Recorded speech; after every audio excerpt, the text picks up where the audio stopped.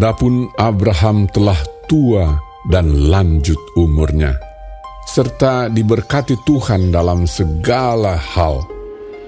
Berkatalah Abraham kepada hambanya yang paling tua dalam rumahnya, yang menjadi kuasa atas segala kepunyaannya, katanya, "Baiklah, letakkan tanganmu di bawah pangkal pahaku, supaya aku mengambil sumpahmu demi Tuhan, Allah yang empunya langit dan yang empunya bumi, bahwa engkau tidak akan mengambil untuk anakku seorang istri dari antara perempuan Kanaan yang di antaranya aku diam. Tetapi engkau harus pergi ke negeriku dan kepada sanak saudaraku untuk mengambil seorang istri bagi Ishak anakku." Lalu berkatalah hambanya itu kepadanya, "Mungkin perempuan itu tidak suka mengikuti aku ke negeri ini. Haruskah aku membawa anakmu itu kembali ke negeri dari mana tuanku keluar?" Tetapi Abraham berkata kepadanya, "Awas, jangan kau bawa anakku itu kembali ke sana. Tuhan, Allah yang empunya langit, yang telah memanggil aku dari rumah ayahku serta dari negeri sanak saudaraku, dan yang telah berfirman kepadaku serta yang bersumpah kepadaku demikian, kepada keturunanmu lah akan kuberikan negeri ini. Dialah juga akan mengutus malaikatnya berjalan di depanmu, sehingga engkau dapat mengambil seorang istri dari sana untuk anakku. Tetapi jika perempuan itu tidak mau mengikuti engkau, maka lepaslah engkau dari sumpahmu kepadaku ini.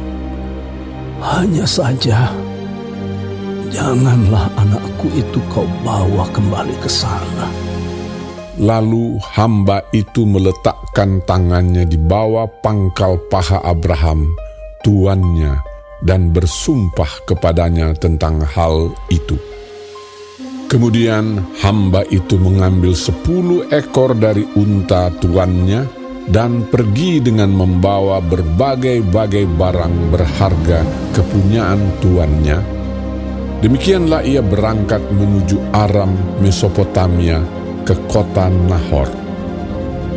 Di sana disuruhnyalah unta itu berhenti di luar kota dekat suatu sumur pada waktu petang hari, waktu perempuan-perempuan keluar untuk menimba air. Lalu berkatalah ia, "Tuhan, Allah Tuhanku Abraham, buatlah kiranya tercapai tujuanku pada hari ini. Tunjukkanlah kasih setiamu kepada Tuanku Abraham. Di sini aku berdiri di dekat mata air, dan anak-anak perempuan penduduk kota ini datang keluar untuk menimba air. Kiranya terjadilah begini, anak gadis, kepada siapa aku berkata, 'Tolong miringkan buyungmu itu, supaya aku minum,' dan yang menjawab, 'Minumlah, dan unta-untamu juga akan kuberi minum.' Dialah kiranya yang kau tentukan bagi hambamu Ishak. Maka dengan begitu akan ku ketahui bahwa engkau telah menunjukkan kasih setiamu kepada tuanku itu." Sebelum ia selesai berkata, maka datanglah Ribka yang lahir bagi Betuel, anak laki-laki Milka, istri Nahor, saudara Abraham.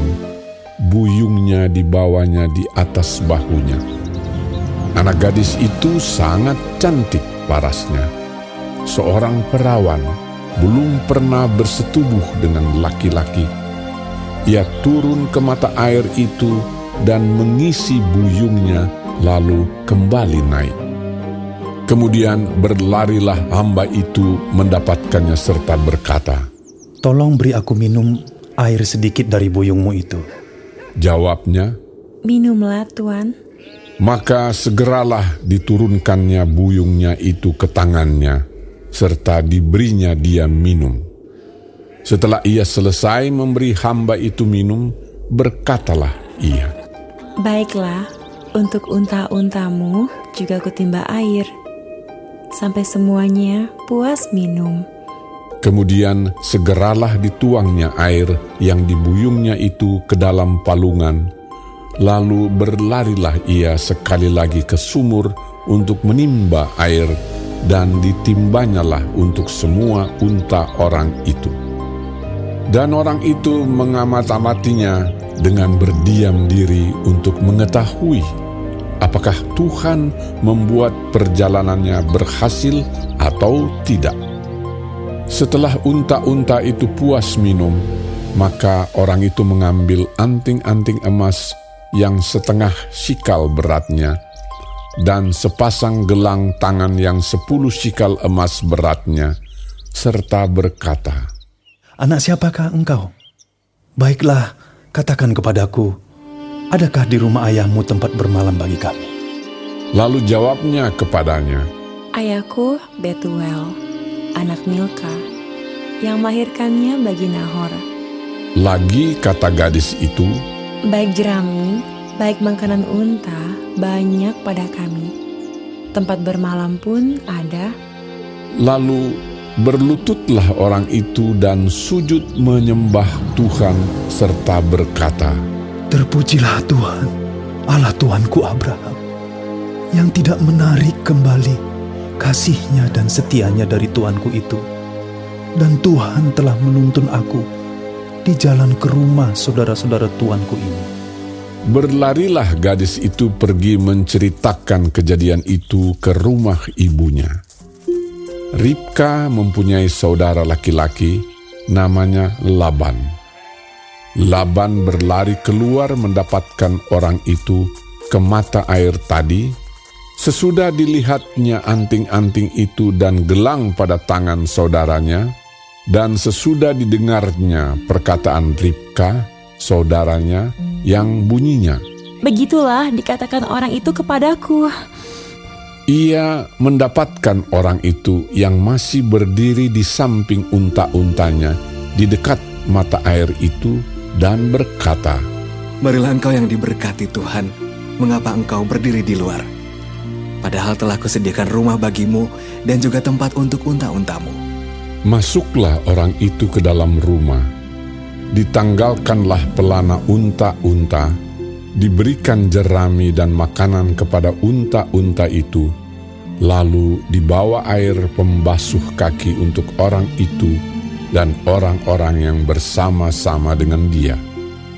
Tetapi ketika dihidangkan makanan di depannya, berkatalah orang itu, "Aku tidak akan makan sebelum kusampaikan pesan yang kubawa ini." Jawab Laban, "Silakan." lalu berkatalah ia, "Aku ini hamba Abraham.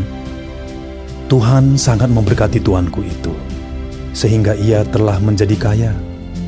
Tuhan telah memberikan kepadanya kambing, domba dan lembu sapi, emas dan perak, budak laki-laki dan perempuan, unta dan keledai. Dan Sarah istri tuanku itu, sesudah tua, telah melahirkan anak laki-laki bagi tuanku itu. Kepada anaknya itu telah diberikan tuanku segala harta miliknya.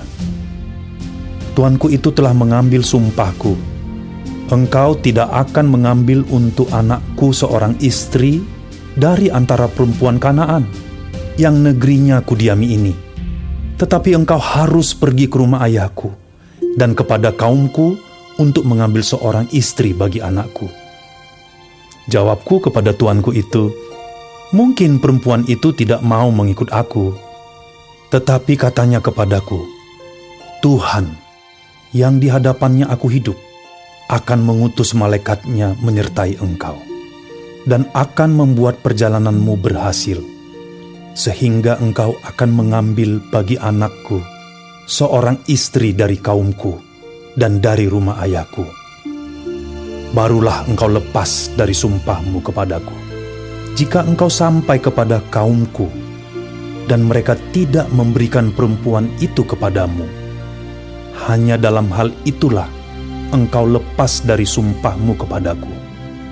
Dan hari ini, aku sampai ke mata air tadi, lalu kataku, Tuhan, Allah Tuanku Abraham, sudilah kiranya engkau membuat berhasil perjalanan yang kutempuh ini. Di sini aku berdiri di dekat mata air ini. Kiranya terjadi begini. Apabila seorang gadis datang keluar untuk menimba air, dan aku berkata kepadanya, tolong berikan aku minum air sedikit dari buyungmu itu. Dan ia menjawab, minumlah, dan untuk unta-untamu juga akan kutimba air. Dialah kiranya istri yang telah Tuhan tentukan bagi anak tuanku itu. Belum lagi aku habis berkata dalam hatiku, Ribka telah datang membawa buyung di atas bahunya dan turun ke mata air itu, lalu menimba air. Kataku kepadanya, tolong berikan aku minum. Segeralah ia menurunkan buyung itu dari atas bahunya serta berkata, minumlah, dan unta-untamu juga akan kuberi minum. Lalu aku minum, dan unta-unta itu juga diberinya minum. Sesudah itu aku berkata kepadanya, anak siapakah engkau? Jawabnya, ayahku Betuel, anak Nahor yang dilahirkan Milka. Lalu aku mengenakan anting-anting pada hidungnya dan gelang pada tangannya. Kemudian berlututlah aku dan sujud menyembah Tuhan, serta memuji Tuhan, Allah Tuanku Abraham, yang telah menuntun aku di jalan yang benar untuk mengambil anak perempuan saudara tuanku ini bagi anaknya.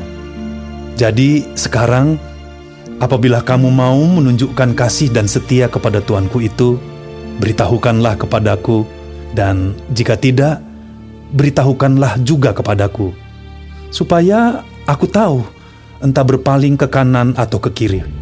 Lalu Laban dan Betuel menjawab, Semuanya ini datangnya dari Tuhan. Kami tidak dapat mengatakan kepadamu baiknya atau buruknya. Lihat, Ribka ada di depanmu. Bawalah dia dan pergilah, supaya ia menjadi istri anak Tuhanmu, seperti yang difirmankan Tuhan. ketika hamba Abraham itu mendengar perkataan mereka, sujudlah ia sampai ke tanah menyembah Tuhan. Kemudian hamba itu mengeluarkan perhiasan emas dan perak serta pakaian kebesaran dan memberikan semua itu kepada Ribka. Juga kepada saudaranya dan kepada ibunya diberikannya pemberian yang indah-indah. Sesudah itu makan dan minumlah mereka, ia dan orang-orang yang bersama-sama dengan dia, dan mereka bermalam di situ.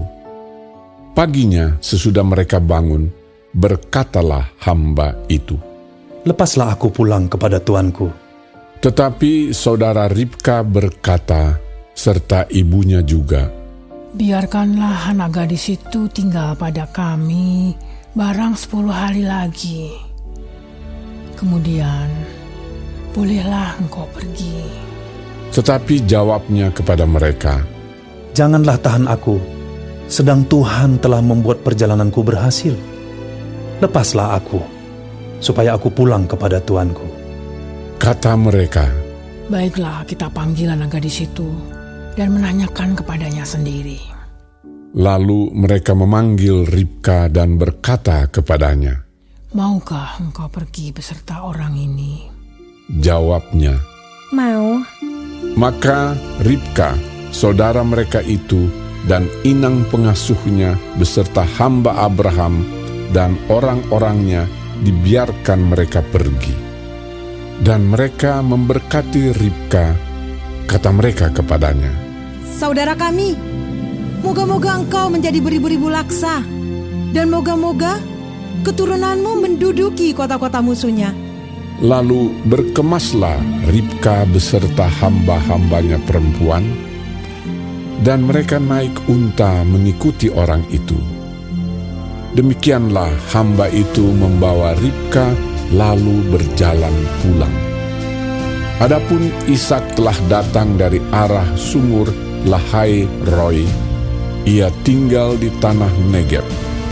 Menjelang senja, Ishak sedang keluar untuk berjalan-jalan di padang. Ia melayangkan pandangnya, maka dilihatnyalah ada unta-unta datang. Ribka juga melayangkan pandangnya, dan ketika dilihatnya Ishak, turunlah ia dari untanya.